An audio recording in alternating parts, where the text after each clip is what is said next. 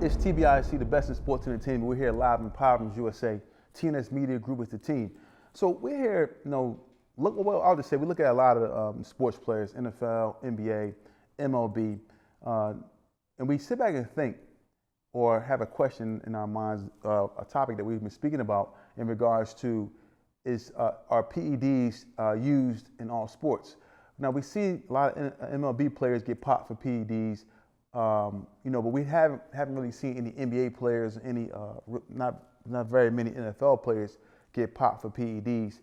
And PEDs are performance enhancing drugs. So we had a question: do we think it's still relevant in other sports outside of Major League Baseball? Do we see NBA players possibly who are using PEDs or NFL players who are using PEDs? Is it relevant? Do you think that there's something that's going on in NBA and NFL players' lives? Absolutely. Absolutely, yes, it is going on.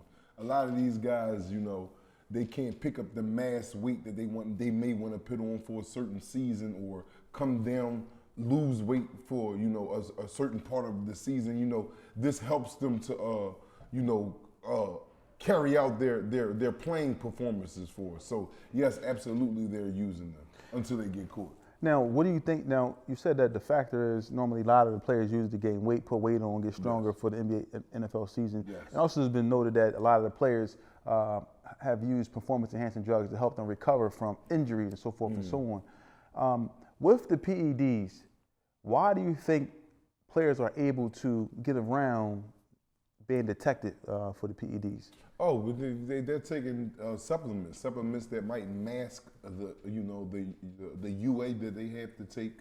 UA is a urine analysis for this specific drug that they're constantly just randomly pick players for. So the players know this. So if they're partaking and taking PEDs, they're taking also a supplement to try to mask it where it don't come through their system when they get tested for it. So. It's very simple and easy. They give you the manuscript to that when they sell you the PEDs, something that masks it. So that's not hard on their part. The part that they got to worry about is when a random test pops up. Now, these be random tests. It don't be like you're scheduled, like, okay, today it was such and such, and tomorrow you're getting tested. No, you'll get tested at a great game. You'll get tested at the game that you wasn't so great in. You'll get tested randomly, period.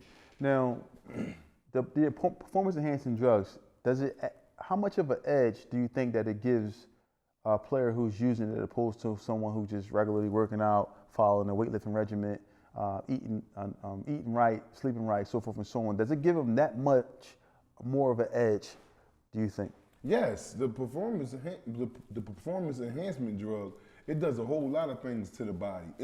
You'll crash after that, supposedly what I heard, but it gets you stronger. You're lifting more than what you can usually lift if you weren't currently taking the drug. You're faster. Your endurance is longer. So yes, the drug definitely works. That's why they have the urinalysis test to detect this if you is using it. So if it wasn't actually giving you a better performance than you would put out regular without this drug, you wouldn't even be getting tested for it. Wow. No, just recently, notably, we had Ryan Garcia who popped positive in the Devin Haney matchup where he, it was like a small amount of, oxygen that was detected in his system, whereas though it led the boxing, the boxing world or the sanctioning bodies who suspended Ryan Garcia because of this, and also turns Devin Haney's loss into a no contest. Now, in boxing, do you think it's different in boxing than it is in NFL, NBA games? Do you think that Ryan Garcia got more of an edge against Devin Haney in that fight? It's the same in all sports. It's just it's a performance enhancer. If you was used to throwing 10 punches, you're gonna be throwing 20 punches now off of this drug. So there is no difference in whatever sport that you're playing. As long as you're taking this drug, it's giving you an edge on the opponent that you have that's not currently taking the drug.